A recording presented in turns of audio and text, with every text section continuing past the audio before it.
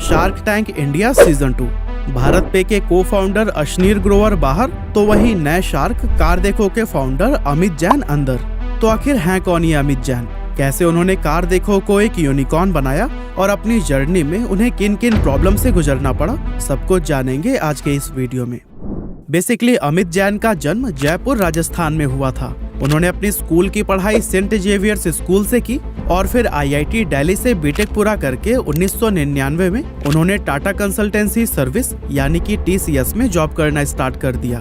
TCS के लिए करीब 1 साल काम करने के बाद उन्होंने अमेरिकन सॉफ्टवेयर कंपनी ट्रायोलॉजी को ज्वाइन कर लिया और वहां पर एज अ प्रोडक्ट मैनेजर काम करने लगे।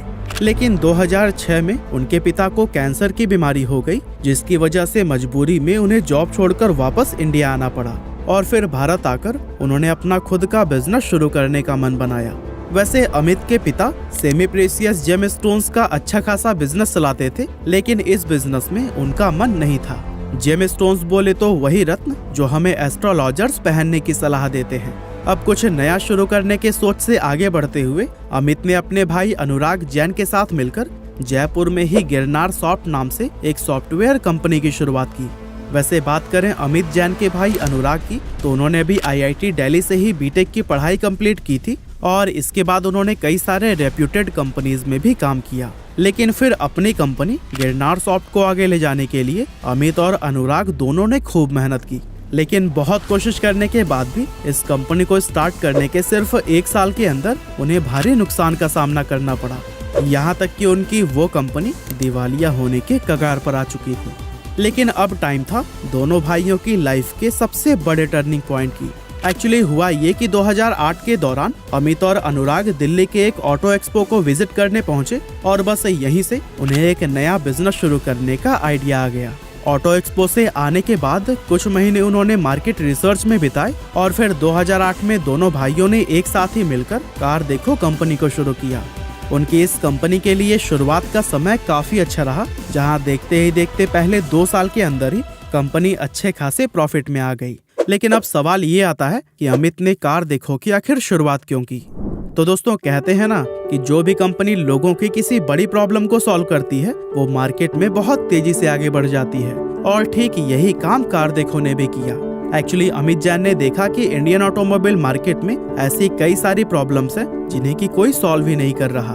खास तौर से पुरानी कार को खरीदना या बेचना लोगों के लिए एक बहुत बड़ा सरदर्द बना हुआ था, क्योंकि हर इंसान पुरानी कार खरीदते समय गाड़ी की हर एक चीज को चेक नहीं कर सकता। ऐसे में लोगों को सिर्फ बेचने वाले व्यक्ति की बात पर भरोसा करके कार खरीदनी पड़ती थी। और दोस्तों ये बहुत बड़ी प्रॉब्लम थी जिसे कि अमित जैन ने कार देखो के जरिए सॉल्व किया और तेजी से तरक्की करते हुए कुछ ही सालों में यूनिकॉर्न स्टेटस हासिल कर लिया।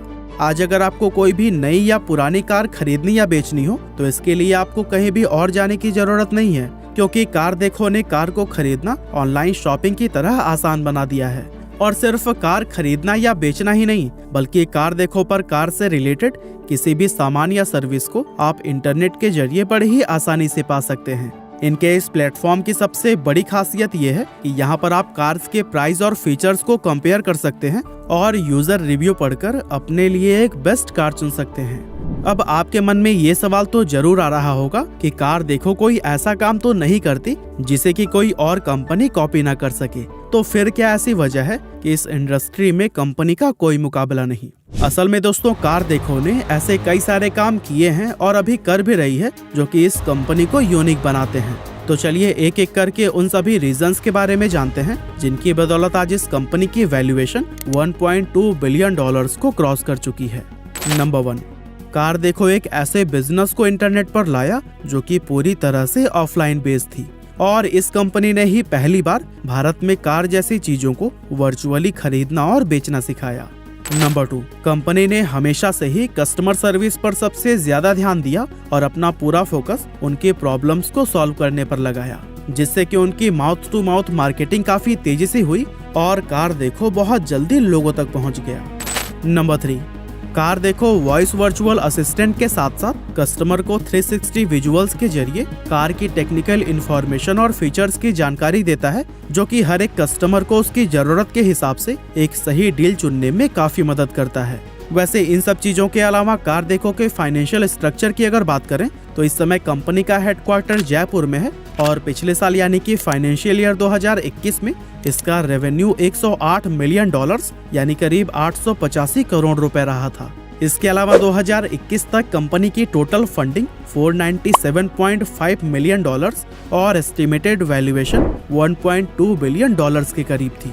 इस समय कार देखो प्रॉफिट अर्न करने के मामले में भी काफी अच्छे लेवल पर है, क्योंकि साल 2020 में कंपनी का टोटल रेवेन्यू 706 करोड़ रुपए रहा था, जो कि 2021 में बढ़कर 884 करोड़ रुपए को क्रॉस कर गया। यानी कि कंपनी की ईयर ऑन ईयर ग्रोथ 20% के आसपास है, जो कि वाकई में एक कमाल का नंबर है। वैसे पुरानी या नई कार को खरीदने और बेचने के अलावा कार देखो अपने ई स्टोर पर automobile accessories, sticker, polish, scratch remover, floor mat, car mobile charger, shampoo, navigator, seat cover, tyre, alloy wheel, car perfume और सन फिल्म जैसे प्रोडक्ट को सेल भी करता है। इसके साथ ही CarDekho financial service provide करने का भी काम करता है, यानी अगर आपको कार से रिलेटेड कोई भी फाइनेंशियल सर्विस जैसे कार लोन या इंश्योरेंस लेना हो तो वो भी कार देखो के वेबसाइट पर पॉसिबल है। और अपनी इस सर्विस के लिए कार देखो ने 2 कंपनियों bankbazaar.com और बर्कशायर इंश्योरेंस के साथ में हाथ मिलाया हुआ है।